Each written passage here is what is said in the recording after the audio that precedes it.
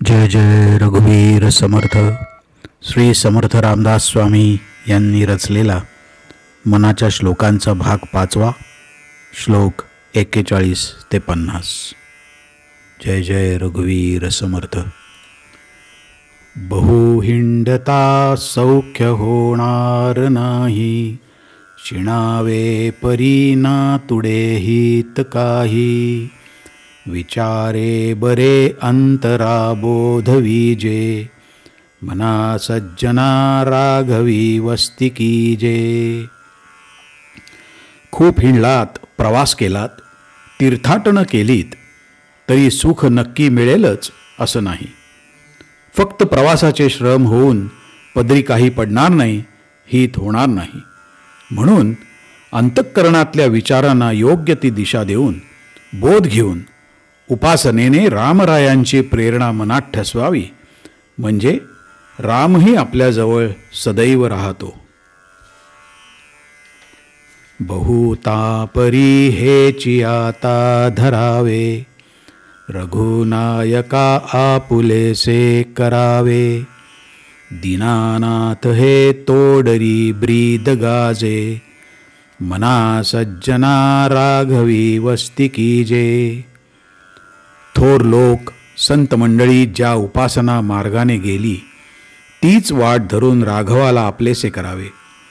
भक्तियुक्त मैत्री करावी, कारण दीनांचा कैवारी रघुनंदन हा पापविनाशी म्हणून ब्रीदाला जागणारा असल्याने त्याची जवळीक आपल्या अंतरात ठसवावी. हे मना, ती जवळीक असणं हे केव्हाही हितकारकच आहे. मना सज्जना एक जीवी धरावे, जनी आपुले हित तुवा करावे.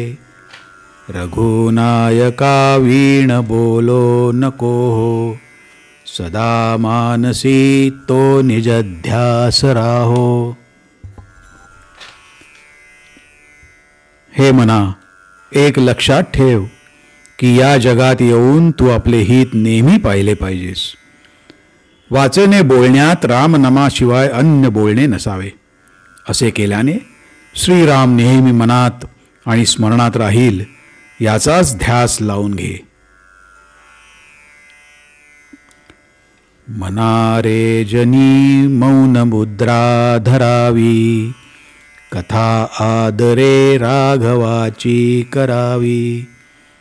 नसे राम ते धाम सोडून द्यावे, सुखा लागी आरण्य सेवित जावे.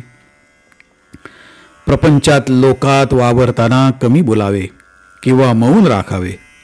रामाची कथा अत्यंत आदराने ऐकावी. ज्या ठाई राम नसेल, रामनामाचा उच्चार होत नसेल, ते गाव सोडून अरण्यात जाऊनही राम जपाचे सुख भोगावे. जयाचे निसंगे समाधान भंगे, अहंता अकस्मात येऊन लागे. तये संगतीची जनी कोण गोडी, जिये संगतीने मती राम सोडी. ज्या समूह परिवारात मनाची शांतता समाधान नष्ट होते, जिथे अहंकाराची प्रशंसा होते, अशा संगतीची गोडी ज्या ठिकाणी आहे तिथे हे मना, अशा वातावरणापासून राम दूर निघून जातो व साधकाची बुद्धीही विचलित होऊन उपासनेत खंड पडतो. मना जे घडी राघवे वीण गेली, जनी आपुली ते तुवाहा निकेली. रघुनायका वीण तो क्षीण आहे, जनी दक्ष तो लक्ष लावू निपाहे. ज्या घडीला हे मना तुला रामाचे विस्मरण होईल, त्यावेळेस या जगात त्या घडीस तू व्यर्थ वेळ घालवून स्वतःचेच नुकसान करशील. रामाशिवाय येणारे विचार तुला सतत त्रस्त करतील, कारण राम सर्वसाक्षी असून तो भक्तांवर अहमनिश लक्ष ठेवून असतो.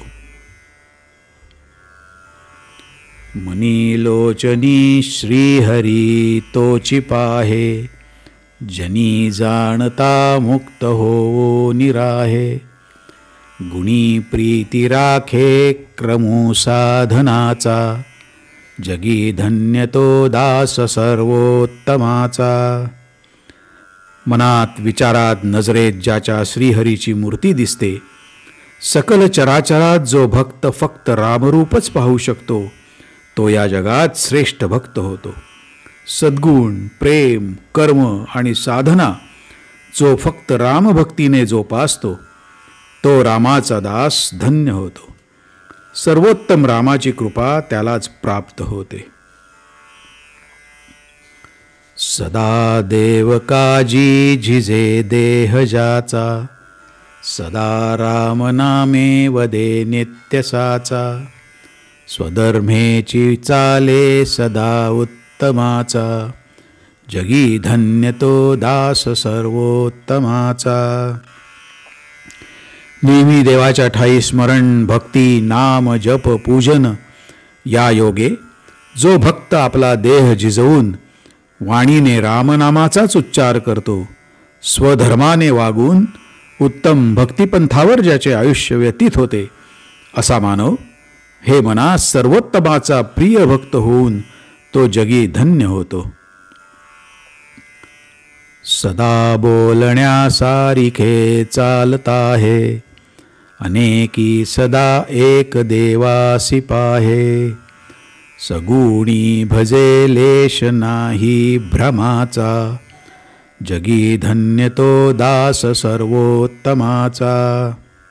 निश्चयाने बोलून जो आपल्या वागण्याने खरे करतो, प्राणीमात्रांच्या ठाई ज्याला देवाचीच प्रतिमा दिसते, भासते, सद्गुण मूर्तीच्या उपासनेला जो कधीही साशंक मनाने कंटाळत नाही किंवा अस्थिरही होत नाही, असाच भक्त सर्वोत्तमाचा परमभक्त असतो आणि त्याचा जन्म सफल धन्य होतो.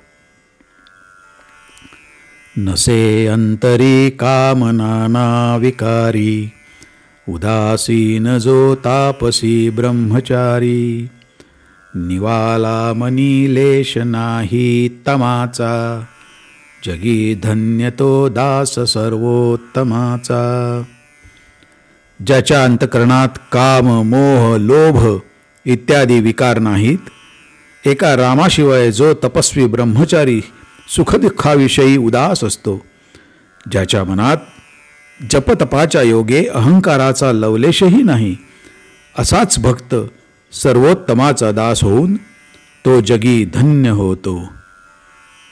जय जय रघुवीर समर्थ.